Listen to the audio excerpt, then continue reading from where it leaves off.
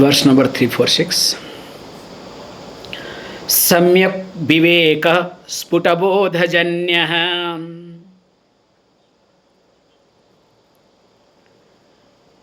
vibhajya drusya padartha tattvam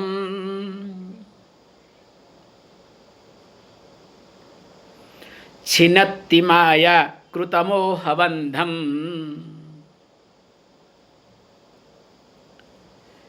yasmat vimuktastu punarna sansrute.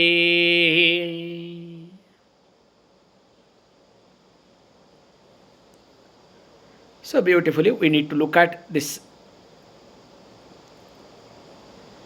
If a person wants to be free from, and free from what? So free from this samsara, what we call as moha bandham. This is a nice word to look at. Moha bandham. So moha bandham means the bondage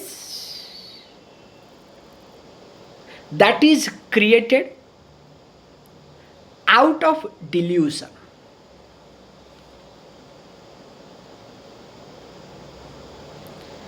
And interestingly, that is also being highlighted.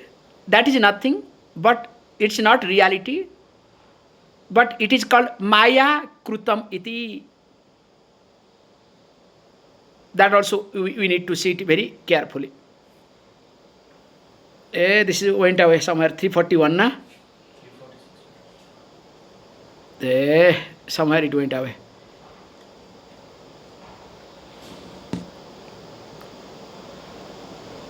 Okay. This is not my cup of tea. I think it's really, unless I get the horse in my hand, nothing I can do. That's why I am very comfortable with the physical one. Okay. Screen also I need bigger. Oh God. Okay, fine. This is not, whatever you say, the technology is technology. We belong to the 70s, okay? So still, I prefer the book. Nothing like having a book, okay? Because that, that impact goes away. Because when you hold the book and this thing be more comfortable. When you look at something, it goes away. See? Okay.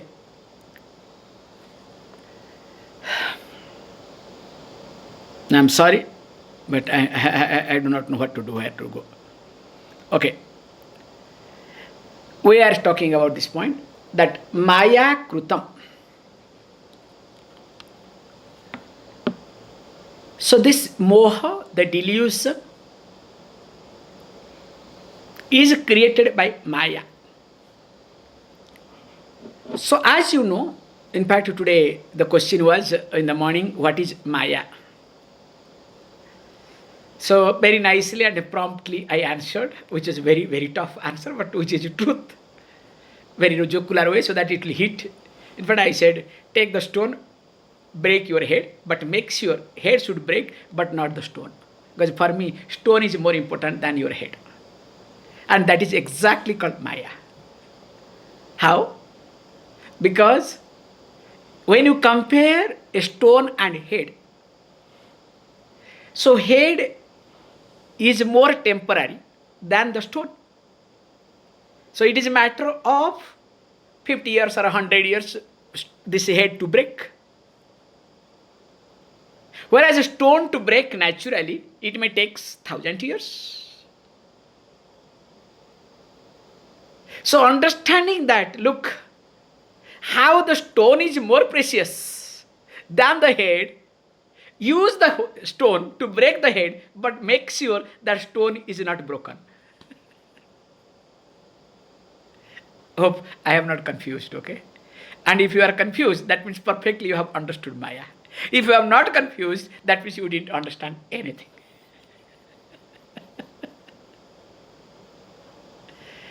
Joke apart. Maya Krutam. When we say Maya Krutam, we have seen in details that how, if we look at superficially, that this ocean is nothing but water,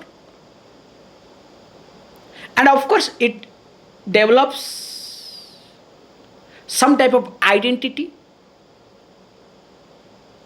with a name and of course with a form, or because of form there is a name. Now once it starts developing some type of association, now there is something called extra thing comes in called wind.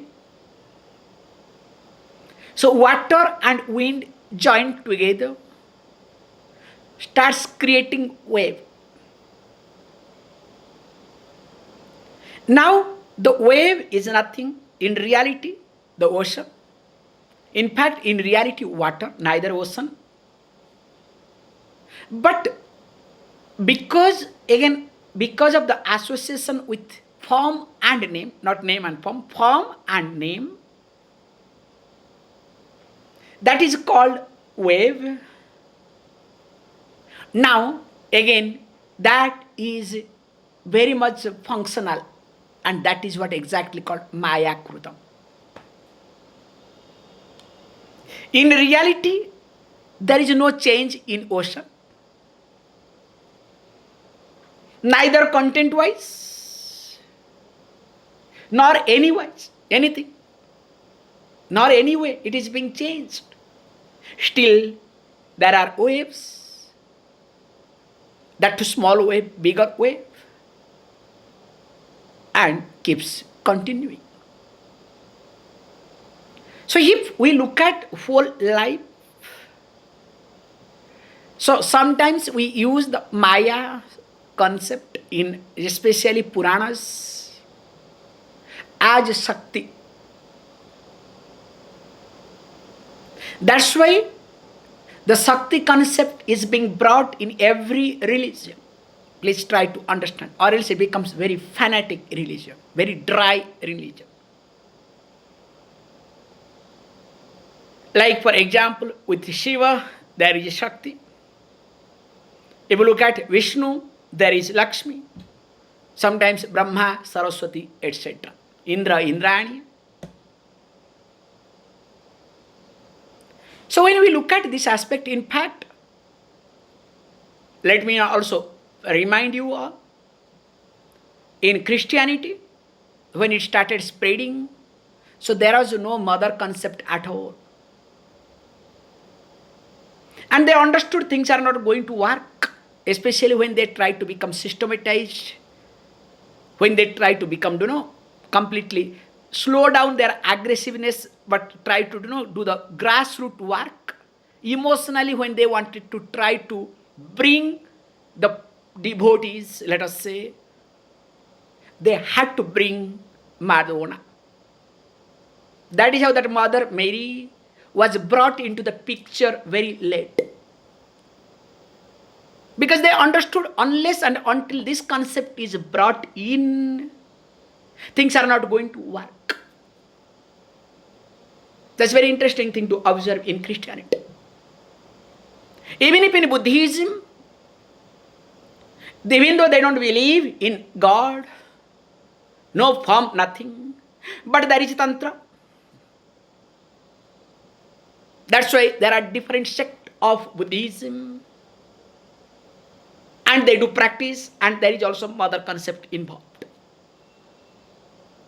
So in short, what I am highlighting here is, this Maya concept is brought in, especially in Vedanta, and we are called as a Mayavadin. There is a group called, that we are the Sankara people, Advaita people are called Mayavadin. So don't never ever mingle with Mayavadin, okay? Because some of them will laugh here because they must have heard from their family also. Never ever move with the Mayavadin, okay? They have spoiled people's mind. I remember, I cannot forget this thing. that one of my friend, when he started coming to Swami Ananda Ashram, so in that ashram, which our ashram you are staying, they said, hey, you should not go to this Mayavadi ashram, okay? You can go to anywhere and everywhere, not Mayavadin. Finally, when he left that ashram, he said, look, we knew if you go to Mayavadin, definitely you will be also one of them. That's why you are a gone case. However, coming back to the point. So, Maya Krutam Moha Bandham. So the bondage that is being created out of delusion, in reality it is not there, but because of the Maya, because of association, which has happened. And because of that reason, what happens? This is not my cup of tea, take it, all these things. Now this phone is locked. How can you work this way? This is not the class. This is pep talks is good. Class, and I am sorry today, I am not in a mood, that's why. Forget. For that, what you need to hear? Hey, I understand where I go wrong now.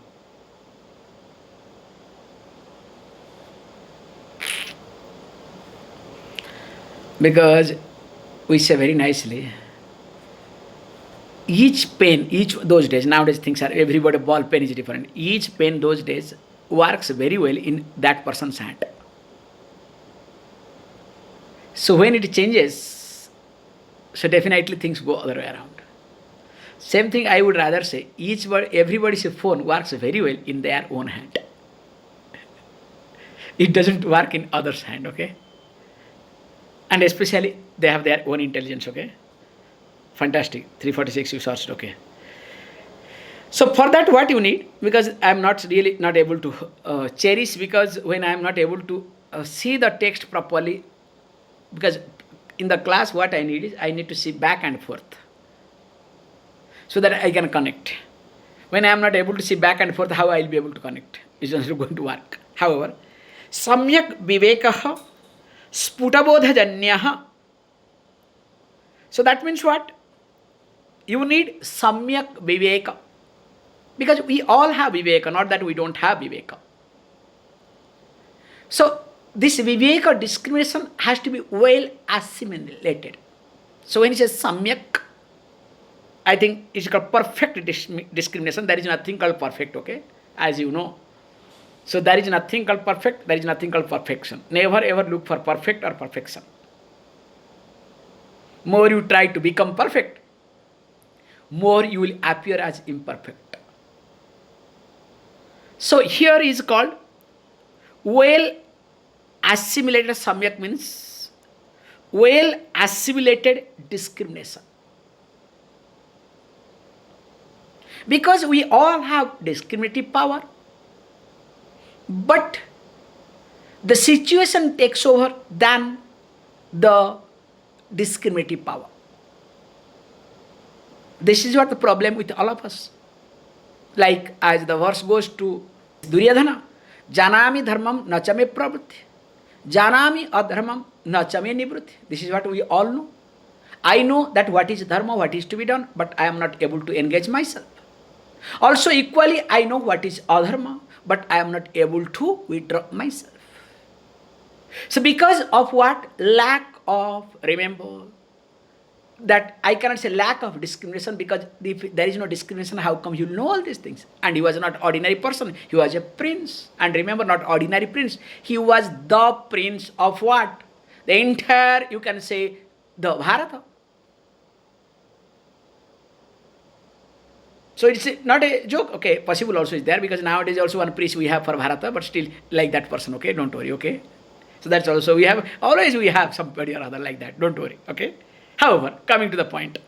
So here he says, look, the Yudhishthira, in the case of Duryodhana, the discrimination was not well assimilated. So when I use the word well assimilated, it's a small word but makes a big difference. When the discriminative power is not well assimilated by me, the situation, especially the insecurity that is related to the situation, creates more impact than my discriminative faculty. Can you see this point? Because once the impact means what? The imagination related to the impact of the situation. Imagination with reference to the impact related to that given situation takes over me, where the discriminative faculty is under siege. And once this discriminative faculty is under siege, so definitely the impact, of course, that is imagined by me because of moha, because of many other factors. Now that literally takes over me, and that is how all the situations happens, or decisions happens, or I act or react. So when this is being taught, that's why what he says, look, this samyak viveka will happen. Sputa bodhajanya. It is not going to happen just like that. So that means what? Sputa bodhajanya. Sputa means clear. So there is no doubt in it. Bodha means jnanam, the knowledge. So that which is born out of clear knowledge. So knowledge of what? Knowledge of one's own self. Because if I am sure about myself, definitely the imagination related to the impact will not happen. That itself is cut. Even if because of my vasana, because of natural tendency, or the person who is next to me, who also puts the no imagine, this may happen, that may happen. Don't, you may say, don't worry. You understand what I am trying to say? Because this is what we get into panic more and more. More than me, it's like exactly, I always look at, this is a beautiful example to look at. Especially when you are in a high building or you are in top of the mountain. So you are standing near the edge of building or mountain. You are careful. You don't have any issue. But next person who is sitting, don't go to the edge, don't go to the edge, you may fall down, you understand? Because that person creates a lot of agitation in you. I hope you understand the example, which I am seeing here every day. That's why I am trying to say this example. Like how it happens. Same thing also happens very carefully, also I can say, that with reference to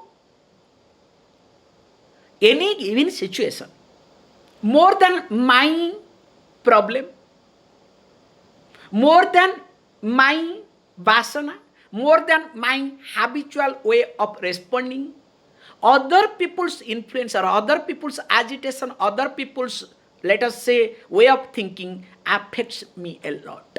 Have you not observed this? So that is what is being very carefully taught, that sputa bodhajanya. So when there is knowledge of one's own self, definitely that will be taken care. But that is not also enough. Then he says, look, what is to be done is, here he says, look, you have to see how it will happen, that because of sputa bodha janya, because of sputa bodha, janya is born, that is out of, because of clear understanding of one's own self, you will be able to differentiate between what? Between druk and drushya. This is beautiful. Druk drushya padartha tattvam vibhajyati. The person will be able to differentiate, will be able to divide, able to see clearly. What is druk? Druk means that is the seer, the one who is seer, me, and that which is sin. Because if I look at myself, this is the problem happens always. Whenever druk becomes drishyam, please remember. Whenever druk becomes drishyam, druk means the seer, okay? The me becomes drushya, object of sin, whatever I see. There the problem starts. Now tell me, I am angry. When I say I am angry, now what does it mean? Druk becomes drushya. Can you see this point? Anger is an emotion. Do I see that or not? If not that time, after some time, that I was angry. So that means that was object of seeing. But when I am angry, do I see that? In fact, I consider that emotion is me. There is no difference. This small example. So that means whenever druk becomes drishyam, and there is no gap at all, there all sort of problem happens. That's why one is supposed to know the tattvam, the truth of both drishyam and druk, and see the difference. The more I see the difference between both druk and drishyam, the more I will be able to remember, the more I will not succumb under what? This Maya. Definitely I cannot be under the spell of Maya either. But what happens if I am not able to see the difference? Because of lack of understanding of mainly druk, definitely I cannot. And I will be under the spell of not only me, the surrounding and the situation. Then only what happens, only one verse I'll take, let me not look at anything. So that's why what he says, Chinnati mayakruta mohabandham. Then only I'll be able to what? Chinnati, that means what? This will help me to snap, to destroy, to cut this mayabandha, mayakruta mohabandham. The bondage that is born out of moha, delusion, and again that is related to maya. Then what will happen is yasmat vimuktasya punarna sansrutihi iti. Because of which reason what happens? Vimuktasya, the one who is liberated, that do not trying to reach somewhere, trying to go somewhere, trying to do anything, but understanding that I am mukta purusha. That person, what will happen? He says, punarna sansrutihi iti. For that person, there is no more birth, there is no more transmigration. Means the person will never succumb to any sense of becoming. Remember, this is what with this I'll stop it today. I'm sorry. Remember, the birth is possible in me. There is a possibility that I'll be born, as long as there is sense of becoming in me. If there is sense of becoming in me, in some form or other, definitely there is no choice for me, whoever I may be, I have to be born. That's why when people say, oh, he is liberated, he is a Jivan Mukta person, how do you know? In fact, that person, if you ask if he is honest or she is honest, he'll say, I'm sorry, I cannot say. Because if he says, no, I am liberated, that means that person proves that he is not liberated. You understand what I am trying to say? It's a very big, very tricky situation. Because you do not know which vasana is going to pop up at what moment. Can you see this point? As they say, story, as you know, all we have talked many times about Dhruva's previous life. Because Dhruva was being, let us say, was able to see the Lord at the young age.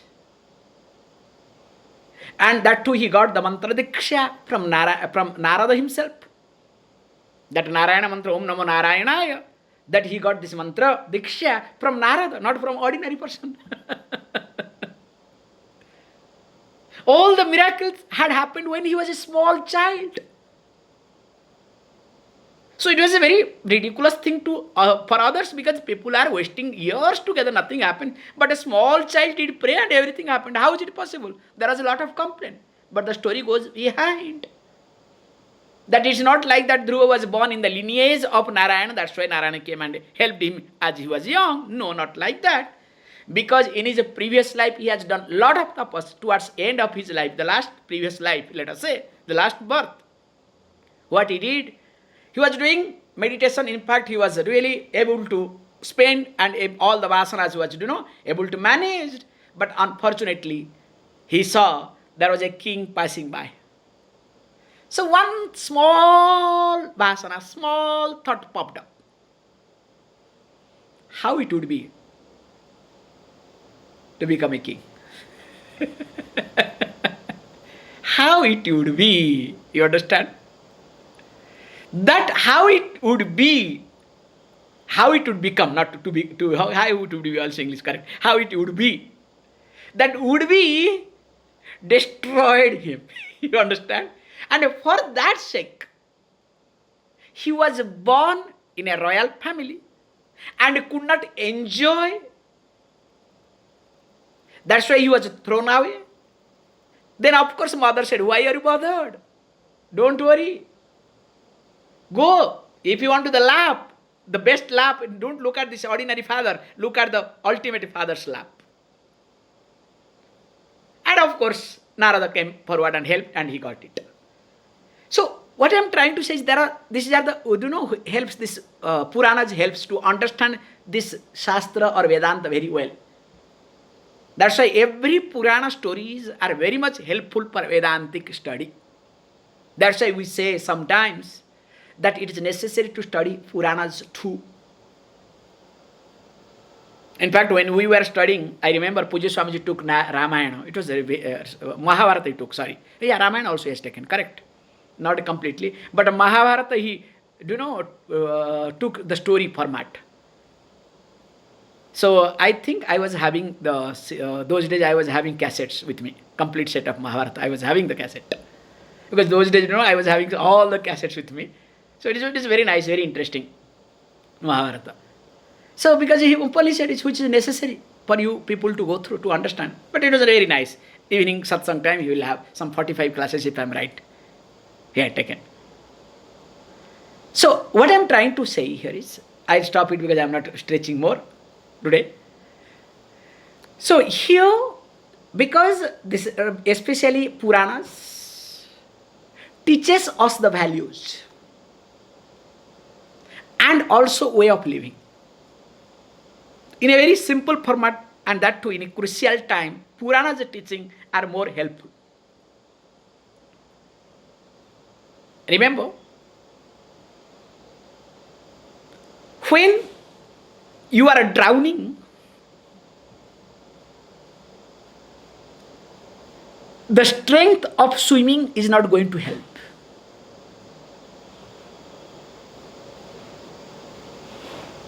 But a small straw, even if there is a small straw is floating, that will give you strength to look at your swimming strength. Can you see this point?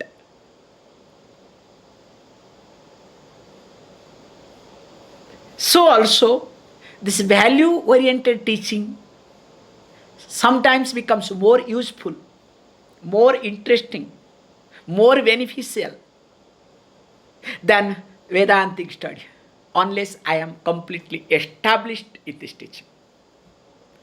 That's why we make sure, along with Vedantic teaching, my lifestyle must continue. In fact, that is what Nitidhyasanam that we have been seeing continuously. Because more I am imbibing these values, the more I will enjoy the knowledge. Because there is nothing to enjoy. In fact, I am that. It is only getting reassurance, re-avoidance. More of it. We'll see tomorrow. Please. Close your eyes.